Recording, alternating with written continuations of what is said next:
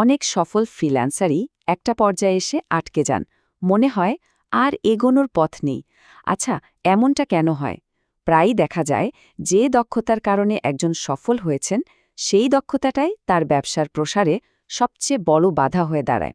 আজ আমরা এই ব্যাপারটাই ভাঙব আর দেখব কিভাবে এই বাধা টপকে একজন ফ্রিল্যান্সার থেকে ফাউন্ডার হয়ে ওঠা যায়। রেডিটে একজন ফ্রিল্যান্সার খুব দারুণ একটা কথা বলেছেন। তার মতে একটা বা দুটো বড় ক্লায়েন্টের ওপর ভরসা করাটা অনেকটা বড় আগুনের পাশে থাকার মতো। যে কোনো সময় কিন্তু এটা নিয়ন্ত্রণের বাইরে চলে যেতে পারে, তাই না? আর এই অনিশ্চয়তাটাই কিন্তু অনেক ফ্রিল্যান্সারের জন্য একটা বিরাট মাথা ব্যথার কারণ। এই যে একটা চক্রে আটকে পড়ার অনুভূতি, এটা কি পরিচিত লাগছে? সময়ের বিনিময়ে টাকা আয় করার এই চক্র থেকে বের হওয়ার উপায় কি? চলুন আজ এই প্রশ্নগুলোরই উত্তর খোঁজা যাক। কারণ সত্যি বলতে শুধু বেশি ঘন্টা কাজ করে এই চক্র ভাঙা যায় না, কাজটা করতে হয় আরও স্মার্টলি। আর এখানেই কিন্তু আসল ফাঁদটা পাতা। একজন ফ্রিল্যান্সার যখন তার কাজে এতটাই দক্ষ আর ব্যস্ত হয়ে পড়েন যে ব্যবসাটা বড় করার কথা ভাবার সময়ই পান না, নতুন ক্লায়েন্ট খোঁজা, ভবিষ্যতের প্ল্যান করা, এসবের জন্য কোনো সুযোগই থাকে না, তখন নিজের সেরা দক্ষতাটাই উন্নতির পথে একটা দেয়াল তুলে দেয়।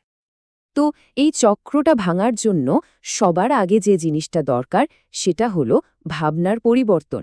ব্যবসাকে বড় করা মানে কিন্তু শুধু আরও বেশি কাজ করা নয়, এর মানে হলো একজন ফাউন্ডারের মতো করে চিন্তা করা আর সেভাবেই কাজ করা। দেখুন, একজন ফ্রিল্যান্সার আর একজন ফাউন্ডারের মানসিকতার মধ্যে কিন্তু আকাশ-পাতাল তফাৎ। একজন ফ্রিল্যান্সার তার সময় বিক্রি করেন, আর একজন ফাউন্ডার তার ক্লায়েন্টকে ফলাফল বা ভ্যালু বিক্রি করেন। একজন যখন শুধু একটা প্রজেক্ট শেষ করা নিয়ে ভাবেন, একজন ফাউন্ডার তখন এমন একটা সিস্টেম তৈরির কথা ভাবেন যা তার সাহায্য ছাড়াই চলতে পারবে। এই মানসিকতার বদলটাই কিন্তু স্কেল করার প্রথম সিঁড়ি। সোশ্যাল আমরের প্রতিষ্ঠাতা রিয়া কারোর এই কথাটা একেবারে সত্যি। যে অভ্যাসগুলো আপনাকে আজকের এই জায়গায় এনেছে, সেগুলোই কিন্তু আপনার সামনে এগোনোর পথে বাধা হয়ে দাঁড়াতে পারে।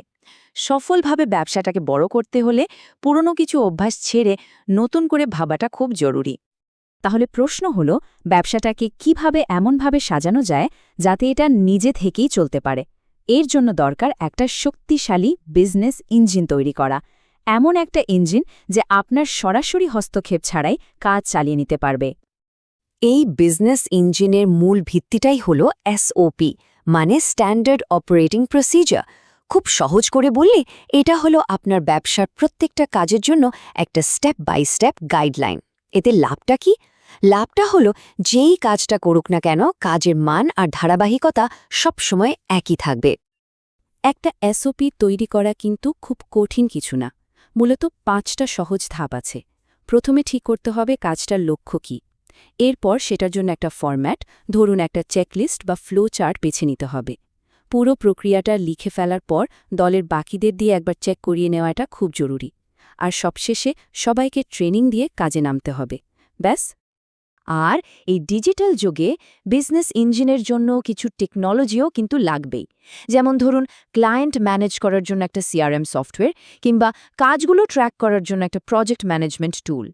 এই টুলগুলো আপনার কাজকে অনেক সহজ করে দেয় আর আপনার ইঞ্জিনকে আরও শক্তিশালী আর অটোমেটেড করে তোলে। আচ্ছা, বিজনেস ইঞ্জিন তো দাঁড়িয়ে গেল, মানে আপনার সিস্টেম আর টেকনোলজি রেডি। কিন্তু এই ইঞ্জিনকে চালাবে কি? এর জন্য দুটো জিনিস দরকার। 1, সঠিক জ্বালানি, মানে মুনাফা। আর 2, একজন দক্ষ চালক, মানে আপনার টিম। সবার আগে সময়ের বিনিময়ে টাকা আয় করার ধারণা থেকে বেরিয়ে আসতে হবে। এর জন্য গুড, বেটার, বেস্ট মডেলটা দারুণ কাজে দেয়। এর মানে হলো আপনি শুধু একটা সার্ভিস না দিয়ে ক্লায়েন্টের প্রয়োজন অনুযায়ী বিভিন্ন প্যাকেজ অফার করতে পারেন। এতে আপনার আয় বাড়ার সম্ভাবনাও অনেক বেড়ে যায়। যেমন ধরুন, আপনি 3টা প্যাকেজ অফার করছেন। ভালো প্যাকেজে আপনার মূল সার্ভিসটা থাকছে, আরও ভালো প্যাকেজে এর সাথে যোগ হচ্ছে পাক্ষিক রিপোর্টিং আর মাসে 2টো স্ট্র্যাটেজি কল, আর সেরা প্যাকেজে প্রায়োরিটি সাপোর্ট সহ সবকিছুই থাকছে। এই মডেলে ক্লায়েন্টরা তাদের সুবিধামতো প্যাকেজ বেছে নিতে পারে আর আপনার আয়ের সুযোগও বাড়ে। মুনাফার পর আসে মানুষ। একজন ফাউন্ডার হিসেবে সব কাজ আমি সবচেয়ে ভালো পারি, এই চিন্তাটা মাথা থেকে ঝেড়ে ফেলতে হবে। ডেলিগেশন, মানে দলের সদস্যদের বিশ্বাস করে কাজ দেওয়াটা শিখতে হবে। যদিও এটা বলা যত সহজ, করা কিন্তু ততটাই কঠিন। ফোর্বসের একটা আর্টিকেলে এই 10% স্টাফ রুলের কথা বলা হয়েছে। এর মূল আইডিয়াটা হলো কোনো একজন কর্মীর ওপর যেন এজেন্সির মোট দায়িত্বের 10% বেশি চাপ না পড়ে। এতে দলের মধ্যে কাজের একটা ভারসাম্য থাকে আর একজনের ওপর অতিরিক্ত নির্ভরতাও কমে যায়। দল গড়ার সময় সাধারণত দুটো অপশন থাকে, ইন্ডিপেন্ডেন্ট কন্ট্রাক্টর অথবা এমপ্লয়ি। একজন কন্ট্রাক্টর নিজের মতো করে কাজ করেন এবং কাজ শেষে বিল জমা দেন। অন্যদিকে একজন এমপ্লয়ি আপনার নির্দেশ মতো কাজ করেন আর নিয়মিত বেতন পান। আপনার ব্যবসার প্রয়োজন অনুযায়ী সঠিক সিদ্ধান্তটা নিতে হবে। বেশ, ব্যবসা তৈরি হলো, দলও হলো, মুনাফাও আসছে।